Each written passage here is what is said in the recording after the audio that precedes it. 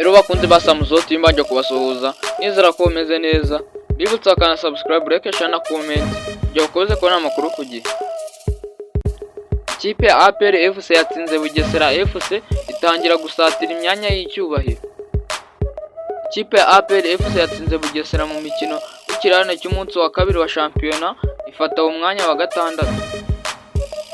Kuri uyu wa gatatu tariki ya 27 Gushyingo 2024 ikipe ya APR FC yakiriye Bugesera FC mu mukino w'ikirane cy'umunsi wa kabiri wa shampiyona y'u Rwanda Premier League 2024-2025.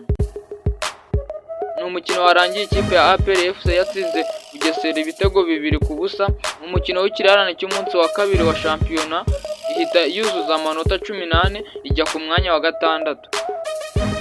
Ikipe ya Bugesera yo gutakaza uyu mukino yagumanye amanota 8 n'umwanya wa 13.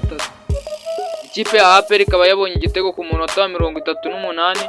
Ikipe ya APR FC yafunguye amazanyu mu nyuma y'igitego gitsinzwe na Mohamed Rami Mbahu nyuma y'uko umuzamu wa Bugesera FC Fashingabo Didier yari akumbaga yakananirwa gukuramo umupira.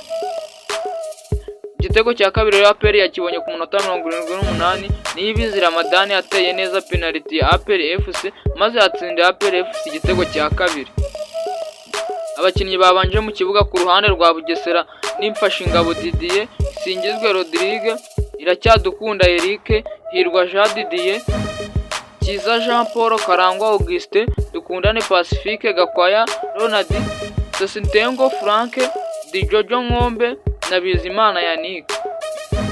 Abakinnyi babanje mu kibuga ku ruhande rwa APR FC ni Pavel Nzira, Niyigena Kerema, Niyo Mugabo Claude, Byiringiro Jean Gilbert, Sawoni Aliwu, Mugiraneza Fodadi, Dushimimana Olivier, Muhammadu Rami Bayi ari nawe watsinze igitego cya kabiri cy'ikipe ya APR, Niyibizi Ramadani, Mugisha Gilbert na Muhammadu Sey.